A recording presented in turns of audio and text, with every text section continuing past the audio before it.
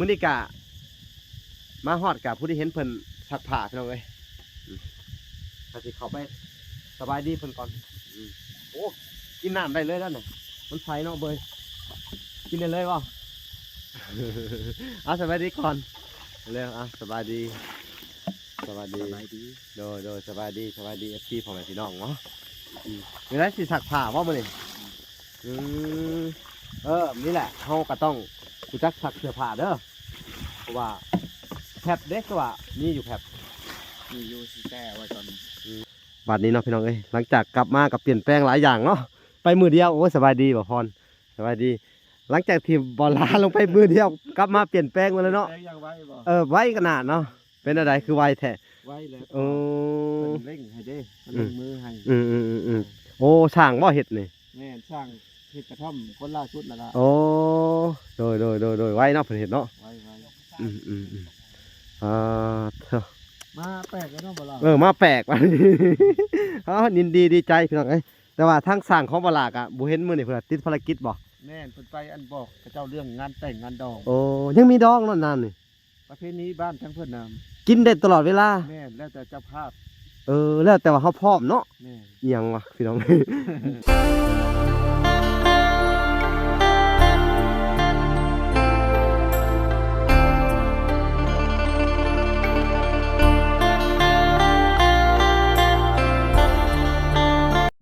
กับสบายดีพ่อแม่พี่น้องเบิดสุขคนเนาะเป็นยินดีเข้าสู่ช่อง YouTube เบาหลาสายบุญคุณธรรมคือเก่าเส้นเคยนะทุกคนเนาะทักทายสบายดี FC ทางฝั่งไทยและ FC ทางฝั่งลาวและ FC ทางต่างประเทศนำเด้อสบายดีพ่อแม่อยู่ทางเมืองนอกเมืองนาพี่น้องเอ้ยมื้อนี้กะเฮากลับเดินทางมาฮอดเพื่อนเอาเว้ยพี่น้องเอ้ยจะได้อันพาเพิ่นจะหน่อยจะได้พาเพิ่นไป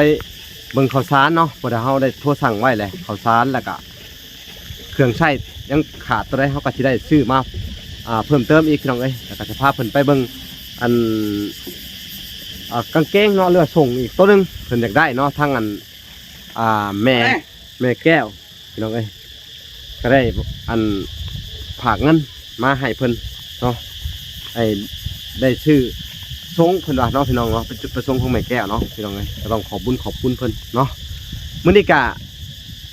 มาฮอดกับผู้ที่เห็นเพิ่นซักผ้าพี่น้องเอ้ยก็สิเข้าไปสบายดีเพิ่นก่อนโอ้กินน้ำได้เลยแล้วน่ะมันใสเนาะเบยกินได้เลยบ่ สบายดีก่อนเร็วสบายดีโดยสบายดี FC พ่อแม่พี่น้องเนาะมีอะไรสิซักผ้าบ่มื้อนี้นี่แหละเฮาก็ต้องรู้จักซักเสื้อผ้าเด้อเพราะว่าแผบเด็กก็ว่ามีอยู่แผบมีอยู่สิแก้ไว้ก่อนแซ่ว่าสิไปเบิ่งกันนะบ่แต่ว่ากางเกงนี่อาบน้ำก่อนอาบน้ำก่อนเดี๋ยวกางเกงนี่มันมีจักโตแหละส่งเสื้อนี่มันอยู่2โต3โตนี่นะจักโต2โต3โตนี่3โตมันบ่ที่ว่าอันส่งขายาวนี่ไหนส่งขายาวก็มีอยู่3โตตัวนึง2โต3โตนี่แล้วสิซื้อให้อีกตัวนึงเด้อนะครับพยายามสักเอาเด้อวันนี้เฮาต้องประหยัดเนี่ยได้เด้อเข้าใจบ่โดสิซื้อให้อีกตัวนึงเนาะพี่น้องเอ้ยแล้วสิได้พาเพิ่นไปเบิ่งเสื้อผ้าก่อนแล้วก็ไปเบิ่งเข่าก่อนเพราะว่าเวลาได้สั่งเข่าเพราะว่าในเขตจุดชุมนี่พี่น้องเอ้ยมันก็สิบ่มีอัน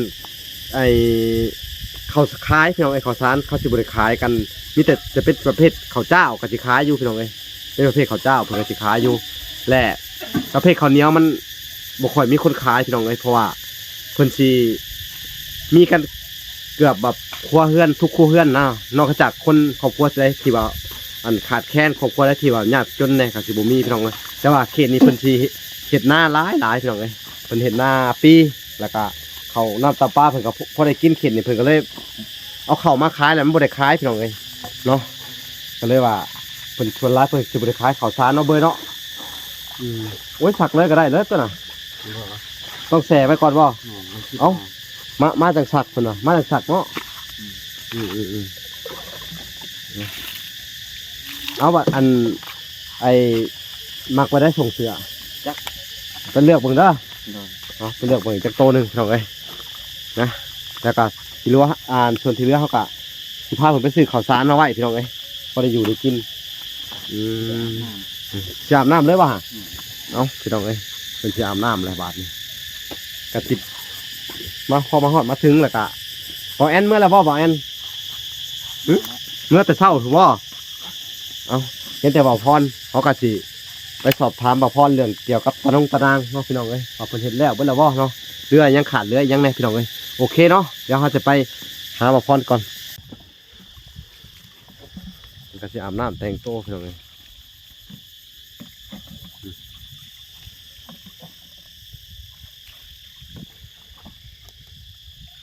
เนาะบัดนี้เนาะพี่น้องเอ้ยหลังจากกลับมากับเปลี่ยนแปลงหลายอย่างเนาะไปมือเดียวโอ้สบายดีบ่พรสบายดีหลังจากที่บอลลาลงไปมือเดียวกลับมาเปลี่ยนแปลงมาแล้วเนาะไวขนาดเนาะเป็นอะไรคือไวแท้ไว้แล้ว โอ้ เร่งให้เด้มันเร่งมือให้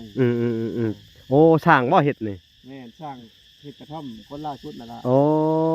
โดยไวเนาะเพิ่นเฮ็ดเนาะไว้อ่าเถอะ มาแปลกแล้วเนาะบ่ล่ะ มาแปลกว่ะ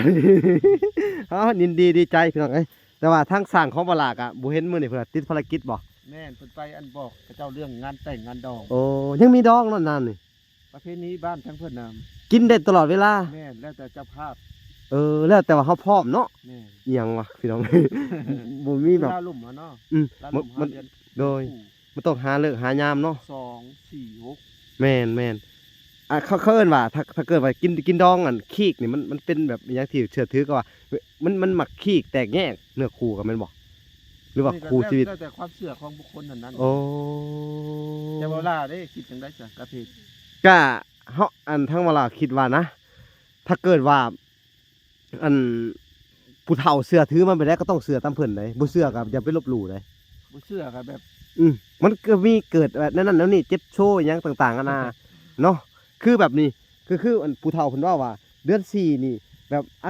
เดือน4เดือน5เดือน4นี่ถูกต้องได้เนาะแต่ว่าเดือน5มันเป็นเดือนแห่งเดือนไฟเดือนร้อนเขาว่าเฮ็ดอีหยังแบบเนื้อคู่เอากันก็สิออกร้อนออกร้นอีหยังนะเพิ่นถือไปนะแปลว่าแบบอยู่ด้วยกันก็บ่เป็นสุขนะประมาณนี้นะเนาะแปลว่าแต่งงานกันกับมันบ่แม่นเดือนแต่งงานบ่แม่นเดือนคู่เพิ่นว่าเนาะการสิเข้าแต่งงานหรือว่าสิกินดองก็บ่ได้เด้ถ้าทั้งเราลุ่ม เราลุ้มเนาะ อืม แต่ว่าทางเพิ่นก็ ได้เบิดได้ตลอดเวลาเนาะ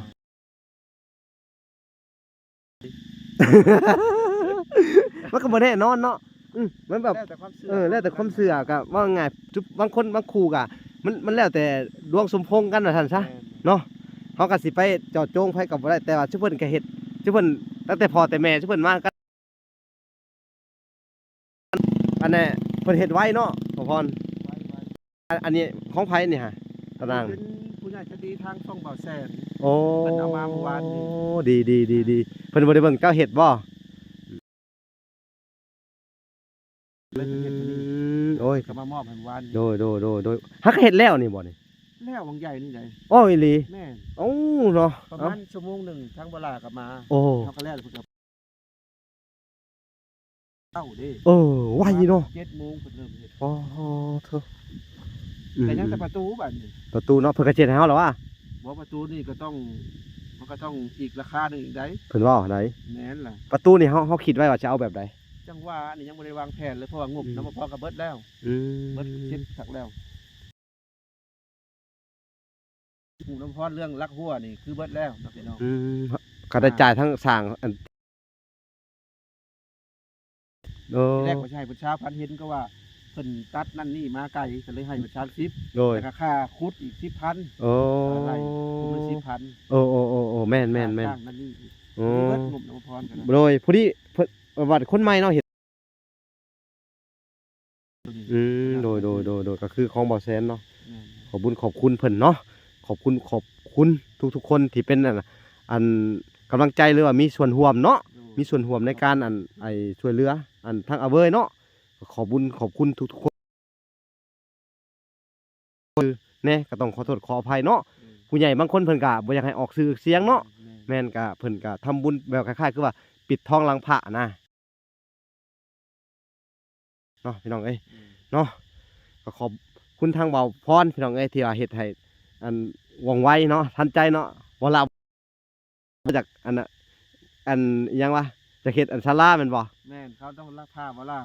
บ่แบบว่าการสิทานนี่ถ้าเงินอยู่น้ำไผก็เฮ็ดได้นะเฮาก็บ่ได้นี่นะพี่น้องก็คือ อืม ก็คืออัน เออ ราคาหน้าบาดาลนี่บ่ล่ะรับผิดชอบอะนะ แม่นมันเป็นแบบว่า หน้าที่ของไผ ได้นะ แม่นละต้อง อืม เพราะว่าเงินคือบ่พอก็มีหน้าที่อันนี้ก็เฮ็ดแต่อันนี้นะ โดยแม่นบ่พรแม่น โดย เนาะ ไป เอ้า เบิ่งกันได้บ่ ไปเบิ่งข้างในอีกรอบหนึงพี่น้องเอ้ยโอ้มากัดเปลี่ยนแปลงคักอันนี้พี่น้องเอ้ย ดีใจเนาะยังเหลือแต่ขาดแต่เนาะเพิ่มเติมในการถมดินแหละครับซื้อเสาพี่น้องเอ้ยน่าจะเป็นเสาดินประมาณถ้าเสาดินนี่6 คูณ 5นี่เพิ่นสิได้ แม่ใจดีแม่ท่านนั่นล่ะ บอกว่า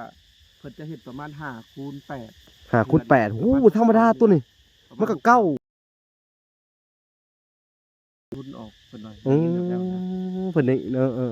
อ๋อเพิ่นได้ร่วมกับบ่พรเบิดแหละเนาะ แม่นละ โอ้ยดีใจเนาะแม่นเอ้าพี่น้องเอ้ยแล้วเพิ่นว่าเพิ่นสิเพิ่นคนถม แต่ว่าพรกังวลเรื่องหนึงกังวลที่แบบว่ายันหาหลุดอันคนดินนี่ยาก แม่น เพราะว่า เอ คือในหมู่บ้านนี่ต้องมีคนเอาหลายๆคนเพิ่นจังสิมาหลุดนี่เพิ่นก็บ่มาได้อันคนที่เจาะอันคนที่จกดินคายนะ แม่นเฮาก็ต้องไปสอบถามเพิ่นเบิ่งเนาะ ทราบมันก่อนยันยา เอ้าก แม่นก็เฮาก็ดีใจเนาะเพราะว่าผู้ใหญ่อันเพิ่นช่วยแต่ละคนเนาะบางเทื่อก็อาจสิมีเบาอันไอ้ข่าวว่าเพิ่นว่าโครงหลังคาเพิ่นว่า อ๋อ ก็ดีคือกันเนาะไผอันเนาะ หลายทาง เพราะ สมทบดี แม่นแปลว่าจะช่วยจุดเดียวกันหั่นนะซึ่งเฮาก็ดีใจยินดีต้อนรับเบิดทุกคนเนาะหรือว่าเพิ่มนี่ก็ อันนี้เนาะแบบว่าแต่อยากได้เพิ่มอีกเนาะคำว่าอันนั้นมันน้อยแฮงอะลีเนาะ ที่ทางบ่พอเพิ่นสมทบเข้ามา50ยูโรเพิ่นว่า โอ้โหเป็นเท่าไหร่50ยูโร โดยน้องเอ้ยว่าอันขอบคุณขอบบุญขอบคุณพี่น้องเอ้ยทั้งผู้ใหญ่ทุกท่านเนาะตรงใดกันยินดีดีใจนำพี่น้องเอ้ยถือว่าเป็นการเอาบุญเอาทานนำกันเนาะเป็นหูเป็นตาสวยกันแหละเบิ่งแย่งนำกันและไทยเฮากะเป็นสื่อกลางพี่น้องเอ้ยครอบครัวถูกข์ยากว่าสิแหละจำเป็นแล้วจักเสียจังใดพี่น้องเอ้ยก็ยินดีพี่น้องเอ้ยยินดีจะเป็นสะพานบุญให้พี่น้องเอ้ยบ่ว่าในส่วนของเสานี่ยังบ่มีได้ทางบ่ล่ะก็ยังบ่มีอันผู้ใดเสนออยู่ได้เสาดินเสาหยังถ้าพอยากเพิ่มเติมเนาะฮอนเสนอมาทางช่องได้ก็ได้พี่น้องเอ้ยเนาะก็สมทบเข้ามาเนาะคืออันเป็นฐานแรกเลยเนาะเป็นฐานแรกเลยถ้าว่าถึงเรื่อง สร้างบ้านเนาะ ในการสร้างบ้านนั่นของอาเบิร์นนี่เนาะ ฐานแรกเลย แม่นอยู่เท่าไรอันอธิบายมึงดูพอ ตา เก้าม ที่ได้ยินข่าว หน้า ตมที่ได้ยิน 15 ก็ค่าประมาณราคาเช่าบ่ โดย 700-800 บาท อันนี้มันถือ1,200เลยได้ ถ้าว่าหน้า15แล้วก็ความยาว3 เมตร 4 เมตรขึ้นนะฮะ โอ้บ่ฮอด โอ้ หน้า12 นี่ โอ้ ก็แล้วแต่ หน้า15นี่พี่น้องเอ้ยนี่ ก็สิตกอยู่เท่ากว่า1,000 กว่าบ่ได้ อืมมันอีกตามราคาเนาะ โดย เขาก็ต้องไปถามเบิ่งราคาผู้ใดเนาะอันหรือว่าถ้าผู้ใหญ่ท่านใดที่อยากซอยเอาไว้เอาบุญเอาคนแรกเนาะคนแรกอันก็คือซื้อเสามาก่อนพี่น้องเอ้ยก็สิได้แบบว่าเบิกทางให้คนอื่นเนาะหลายๆท่านที่อยากจะสวยมาทางด้านใดเป็นไม้บ่เป็นไม้คือค้างบ่เป็นแป้นเป็นหยังก็ยินดีเนาะพี่น้องเนาะทางอันเบาพรแล้วก็ยินดีเป็นสะพานบุญให้คือเก่าพี่น้องเอ้ยติดต่อมาทางช่องไผก็ได้เนาะ โดย เอาพี่น้องแม่นพี่น้องเอ้ยสมทบเข้ามาได้ เนาะว่าจะทางใดกันครับเนาะยินดีเป็นสะพานบุญให้พี่น้องเอ้ยเนาะก็คือว่าคักแล้วเฮามาเบิ่งคักเห็นแหละมากับ เนาะโอ้คักพี่น้องเอ้ย ปลอดภัยขึ้นเนาะหลังจากออมหัว มันก็แบบน่าอยู่ ตอนได้สร้างเพิ่นไปแล้วพี่น้องเอ้ย อืม 3 วันนี่แหละแต่บ่ฮู้ว่า โอ้ แต่บ่ฮู้ว่าอันเพิ่นเฮ็ดได้สำเร็จแล้ว แต่ว่างบชื่อเตียงยังบ่ทันมีแต่ว่าพรสร้างเพิ่นลง เอ้าคำว่าจังได๋ก็สิเบิ่งให้เด้อบ่พร โดย คำว่ามันอันน่ะก็ ทีแรกบ่พรว่าจะเอาเงินสมทบแล้วพวคิดว่ามันจะเหลือ อันน่ะก็เดี๋ยวก็บ่มีหยังดอกก็สิเป็นงบของแม่ตู้คือเก่าเด้อเอ้าพี่น้องเอ้ยก็จะได้ บ่แพงดอกเตียงก็ประมาณ อืม 4-5-6แสน อันซื้อเตียงให้เพิ่นอีกทีนึงพี่น้องเอ้ยก็ต้องขอบคุณมาทางอันแม่ตู้อยู่เอาเว้ยนี่หลายอยู่พี่น้องเอ้ยหลายพอสมควรกันหลายบอลหลายที่เพิ่นซอยหน้าเนาะบ่ว่าจะเป็นทางเนาะเป็นที่ดินคือว่า20คูณ20เนาะตัวเขาซื้อออกใหม่เนาะเนาะ ตะลงตะนาง ตะนางเนาะแล้วก็โครงหลังคาทางอันไอ้น้ำบาดาลเนาะ โดยหลาย เอ้ยเนาะทางแม่ตู้เพิ่นก็โอ้ยอันใจบุญใจศีลใจทานพี่น้องเอ้ยแม่ตู้เพิ่นก็ขอให้เพิ่นจงมีแต่สุขภาพแข็งแรงสุขกายสบายใจแม่ตู้เอ้ยขึ้นปีใหม่แล้วเนาะพี่น้องบ่ฮู้ว่าสิอวยพรให้เพิ่นจังไดดีปีใหม่นี่เอาอวยพรให้อีแม่มึงดูบ่พรเพิ่น เอ้าได้ อ่ะ ก็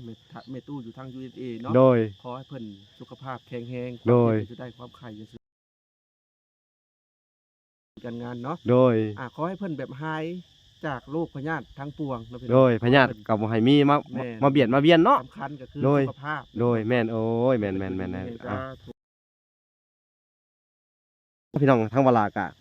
อันอยากให้ทั้งอีแม่ตู้เฮาแหละเอาอยู่มันควรยืนเนาะ แม่นหๆ อยู่กับลูกกับหลานไปเนาะ สุขภพแข็งแรง แม่นอันเป็นห่มโพห่มไส้ให้อันลูกให้หล้านให้คนทางแม่ตู้เพิ่นก็โอ้ยสร้างบุญสร้างกุศลหลายๆอย่างเนาะเอ้าเฮาโอ้แบบสิเนาะหายากได้พี่น้องเอ้ย อืม คือแบบว่าคือแม่ตู้นี่หายากเนาะโอ้ทางอีพ่อทางอีแม่ พร้อกันเนาะ แม่นพร้อมเพรียงกันเนาะเพิ่นก็เห็นคนทุกข์คนยากบ่ได้เพิ่นว่าเนาะเพิ่นก็ได้ลมหลายๆอย่างอยู่พี่น้องเอ้ยเพิ่นก็บ่ล่ะว่าโอ้เห็นคนทุกข์คนยากบ่ได้แหละแม่รถจักเป็นแนวใดอยากช่วยเพิ่นว่านะเนาะเฮาก็จะทำหน้าที่ที่เพิ่นมอบหมายไว้ให้ดีที่สุดเนาะบ่พรเนาะโดยเอ้าจังได๋ก็อย่าพี่น้องเอ้ยมาลุ้นกันต่อไปว่าเพิ่นสิก็คือว่าล่ะว่าอะไรเนาะมันยังขาดเหลือหลายอย่างอยู่พี่น้องเอ้ยสามารถสมทบเข้ามาได้เนาะพี่น้องเนาะก็ถือว่า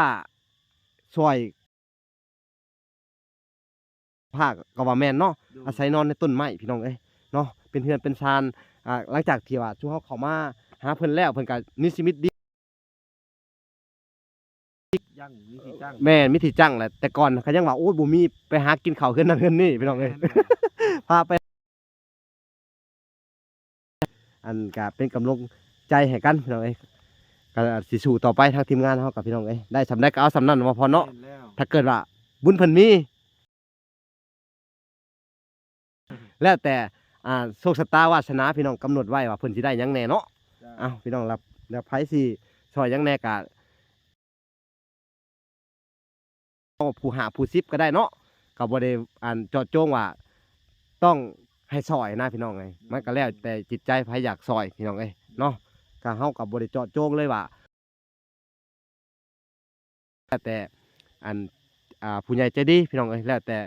เพิ่นศรัทธาเนาะโดยเอ้าพี่น้องเอ้ย ว่าได้นี่เด้อพี่ ก็คือว่าอีกมื้ออื่นเนาะสิได้เดินทางกลับก่อนพักผ่อนเนาะปีใหม่เนาะ แม่นมื้ออื่นนี่ก็ต้องได้กลับ แม่น กลับประมาณช่วง แม่น เพราะว่ามีภารกิจ แม่นภารกิจเฮาก็ได้รับไอ้เขาเอิ้นว่า ครับ ทานบ่ ลงทานให้เพิ่น ขอบคุณทางแม่แก้วหลายๆ โดยแม่แก้วแม่น ไปลงทานทางบ่ล่าจัดงานบุญ โดย วัดบ้านบ่ล่า โดยกาอยากให้มา มาซอยทางบ่ล่า โดยเอ้าก็ว่าเป็นมีทั้งน้ำมีทั้ง เฮาก็ได้ไปสั่งสุดทางอันวัดมียอดเสาผ้านำเด้ โอ้ สักยอดเสาผ้าขึ้นไปจากลงชื่อลงเสียงก็ได้พี่น้องเอ้ย โดย ลงชื่อหรือว่าเอาเงินอันเขียนชื่อพร้อมเงินขึ้นไปในขึ้นเนาะ ก็คือวันที่9บ่เวลา วันที่เก้าพร้อมเดียวกับบุญวัดใหญ่แก้งกอกเมืองจำพรน่ะแหละ พร้อมเดียวกันเลย บุญบังไฟเลย ฟ้าโดยใช่ อ่า พ่อก็จะหาเวลาอยู่ โดยพี่น้องเอ้ย ก็จะได้กลับเนาะเวลา โดยภารกิจของเฮาก็คือว่าอาเบิร์ดนี่ก็เพิ่นมิถีมิทางยูทูบเบอร์ท่านใดแบบว่าอยากจะมาช่วยเพิ่มเติมหรืออยากจะมาถ่ายก็เข้ามาได้เลยเนาะพี่น้องก็คือว่าเพิ่นมิถีมิทางมีบน บ่มีวันอยู่เนาะ เล่ร่อนไปมา แม่น แม่น บ่เลยเด่น แม่นเอาฟันสุดท้าย ก็คือเพื่อนที่แบบเป็นมันคงแน่แน่นแน่เนาะอันนี้ก็คือเฮาเฮ็ดชั่วคราวพี่น้องเอ้ย เรื่องนี้บ่ล่ะว่า โดย เสาน้ำบาดาลคือดีกว่า อันนี้คือเสาน้ำบาดาลนี่คือทาวรเลย โดย ทาวร อันนี้เขาเฮ็ดชั่วคราวพี่น้องเอ้ย ข่าวรอ อ่ะ เข้าใจตัว แม่นเนี่ยก็เฮาก็อยากอธิบายคือกันเนาะถ้าผิดหรือถูกก็ขอโทษขออภัยนำเนาะก็คือเฮาเฮ็ดซ้ำที่งบเฮามีเนาะ โดย แล้วก็เฮ็ดดีแม่นบ่ แม่นล่ะ แต่งบเฮามีสำนั้นเฮาก็เฮ็ดสำนั้นเนาะบ่พอเนาะเพราะว่า ช่องล้านกว่าแล้วเวลายังจกใส่เพิ่มก็บ่พรอีกเนาะ บ่พอก็สมทบอีกเด้ เออ า ตำหลักยังบ่อยากได้เลยไหนเสานี่สิบ่ได้นี่ เออ ต้อง แม่ เข้าน ใจนำกันนะพี่น้อง โดยเอ้าพี่น้องเอ้ยผิดพลาดประการใดขอโทษขออภัยเด้อมายังอัน FC เบิดสุขุสุคนพี่น้องเอ้ยทั้งอันทีมงานเฮากะถ้าเกิดว่าแม่น การตลอด ถ้าเกิดน้องเพิ่นอันสิได้หรือบ่ได้เฮือนกะก็แล้วแต่บุญวาสนาเพิ่นเด้ออย่าโทษอันทางทีมงานของเฮาเด้อเนาะพี่น้องเอ้ยเพราะว่าเฮาก็พยายามทำให้ดีที่สุดนั่นแหละ แปดแล้วนะพี่น้องสิ โดย อาจเมื่ออาจจะเจ้าก็สิได้หยุดสงกรานต์เลยก็บ่แน่ใจ แม่นเพราะว่าเฮาก็ต้องเฮ็ดบุญเฮ็ดทานเนาะ แม่นกะในส่วนของอันแม่แก้วนี่ผู้ที่สิได้ในเพิ่นเด้อแม่แก้วที่รับชมขออภัยนำเพราะว่าทางบ่ลากะมือดีมืองามเฮ็ดสังฆทานให้เพิ่นเนาะเฮ็ดให้ครอบครัวของเพิ่นให้เฮ็ดให้พ่อเฮ็ดแม่แก้วแล้วก็ทางบ่ลากะสิเฮ็ดคือกันนะเขาก็ต้องเฮ็ดอันเป็นบุญคุณพ่อแม่เนาะจักสิเฮ็ดจังไดผู้ที่ล่วงลับไปแล้วก็ดีคือกันพี่น้องเอ้ยให้เพิ่นไปสู่ภพภูมิที่ดีเนาะอาจที่กับในเครื่องในความเชื่อว่าซั่นซะในความเชื่อของอันคนลาวเฮาก็ขึ้นปีใหม่นี่เป็นระลึกถึงอันบุญคุณพ่อแม่ญาติพี่น้องเอ้ยเนาะ บ่ล่าก็สิหยุดคือกันบ่ สิหยุดดำบัด จะเที่ยว มา ถ้า แม่ ว่าถ้าว่าบ่ล่าถ้าบ่หยุดก็อาจจะ บ่พอเลย เนาะพออาจจะสิขอหยุดสักพอน แม่นเฮาก็จะอันมีอันความคืบมาเซอร์ไพรส์เพิ่นเองเนาะว่าสิเพิ่นสิได้หยังแหน่พี่น้องเอ้ยการเฮ็ดเฮ็ดเฮือนเนาะมันหลายเฮาก็ยอมรับว่าเฮาก็อันบ่มีมันการสิเฮ็ดเฮือนแบบว่าให้มันมั่นคงนี่มันใช้วัสดุ ใช้งบหลาย ใช้งบหลายเนาะแม่นแล้วก็อีกอย่างหนึงอันคือกระต๊อบน้อยเนี่ยเฮาบ่เว้าเนาะมันเป็นงบคือเฮาเว้า 2 ล้านหน่อย อืม ๆ2 ล้าน50,000 ถ้า 2ล้าน ถ้าตีเป็นเงินบาทเด้3,000ก็ได้ซำนี่เนาะ แม่น ก็ถือว่าโห สิประมาณนี่แหละพี่น้องเอ้ยถ้าเฮาไปซื้อตัวนี้บ่ได้เด้อเนี่ยเอามาเฮ็ดดีๆนี่ ระดับ อัน หมื่น ระดับหมื่นขึ้นไปหมื่นน้อยๆเนาะแม่นพี่น้องเอ้ย เบิ่งตัวอย่าง ตัวนั้นจับหลักหมื่นกว่าเด้อน่ะพี่น้องเอ้ยนั่นน่ะเนาะเอาก็ ภูมิใจแล้ว ภูมิใจแล้ว ถึงแม้เพิ่นสิบ่มีบ้านเฮือนใหญ่ก็โอเคได้ยังดูได้ ให้บ่มี ต่อไปกับบ่มีเฮือนใหญ่เพิ่นอาจสิได้อยู่ตัวนี้ก็คือเก่าก็ยังก็บ่แน่เนาะแล้วแต่บุญวาสนานี่แหละโอ้ยเอ้าจังได๋ก็อย่าเนาะพี่น้องเอ้ย โดย คลิปนี้ก็บ่มีหยังหลายบ่พอเลยเอ้าก็มาฮอดมาถึงแล้วก็มาสำรวจว่ามันแปลกหูแปลกตาซื่อความคืบหน้าของอันทั้งเอาเว้ยพี่น้องเอ้ยที่เบิดสุขุสุคนได้เบิ่งเนาะจะบ่ว่าจะเป็นทางฝั่งไทยฝั่งลาวทั้งอันความคืบหน้านี่แหละเนาะว่าเป็นหยังแน่ได้หยังแน่นะเนาะแต่ว่าจะทำให้ดีที่สุดก็คือทำออกมาให้โปร่งใสนะพี่น้องว่าเขาซื้อหยังแน่ว่าเฮาก็สิอันขอบคุณหรือว่าขอบบุญผู้ใหญ่ทุกท่านเนาะที่ช่วยเป็นบุญคุณของอันผู้ใหญ่ใจดีแหละพี่น้องเอ้ยถ้าบ่มีผู้ใหญ่ใจดีในมื้อนี้ก็คือสิ ในมื้อนี้เนาะมายืนในจุดนี้เนาะพี่น้องเนาะก็ต้องขอบคุณทุกท่านทุกๆกำลังเนาะก็เฮาก็